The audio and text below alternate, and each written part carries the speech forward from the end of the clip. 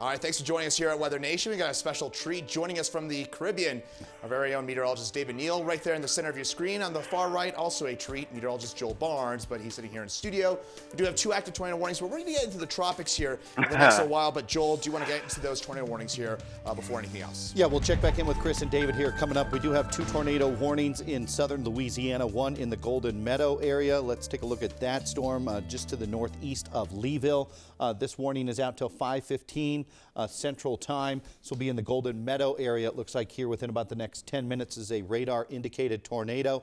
We also have this cell over here near Port Sulphur. We'll take a closer look at some of the communities that are in there. It looks like the just to the south there of Bohemian that we're dealing with that warning. That warning is actually out till 4:45 Central Time there.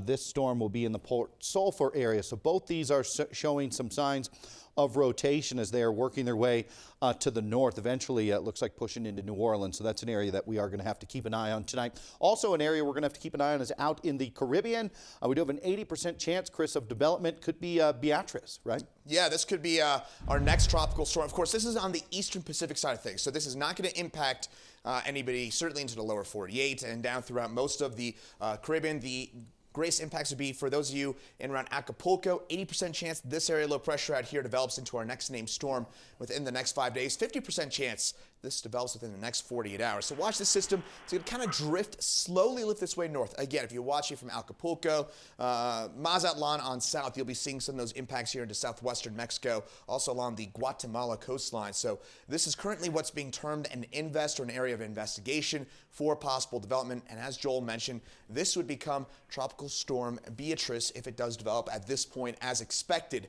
over the next 5 days. That'd be the second named storm on the Pacific side of things. Now in the Atlantic Basin, that's the one that tends to, of course, impact us primarily here across the United States.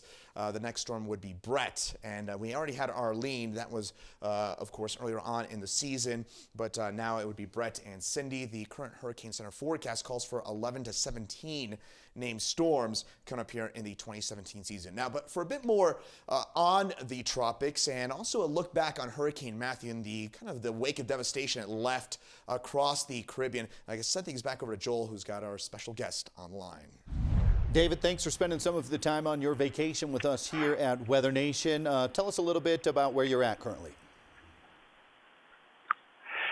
Well, on the east side of the island of Hispaniola, actually, this is the island is Haiti to the west, and then to the east, it's the Dominican Republic. And on the east side, a lot of tourists, but the interior portion of this part of the island hit very hard by the Hurricane Matthew, actually, one of the worst. Actually, too, another hurricane to hit was Hurricane Ike that I actually flew over Haiti and the Dominican Republic over in a Hurricane Hunter aircraft in Ike many years back. So history goes way back into the storm, 2008, into this area. Talked to a lot of people on my way in here. Talked to a lot of local Dominicans who remember both hurricanes. They also remember, too, the earthquake that hit in Haiti back in 2010. So natural disasters are, you know, they typically tend in this area anyway to worry about both things, earthquakes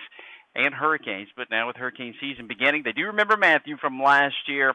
Anywhere from 150 to 200,000 people may have lost their lives on the west side of the island in Haiti, and there's still a lot of stories about that, Joel. Have you seen any signs of damage from Matthew there? I know most of the damage was over into Haiti and not the Dominican Republic. Right, and a lot of that was going to be water damage, and you know, it was said some of the towns 80 to 90% devastation was done, so they had to rebuild everything. One of the big things that I've heard people talk about, locals talk about, was how much livestock was lost, which is their livelihood. That's how they made a living. A lot of cattle that died, was well as loss of life, obviously, but everything affected. Well, thanks a lot, David. We appreciate you spending some of your vacation with us here at Weather Nation. You enjoy the rest of your time there, and hopefully we'll talk to you here a little bit later on. There you have our severe storms expert, meteorologist David Neal, on the island of Hispaniola. We'll leave you with a look at named storms since 2013.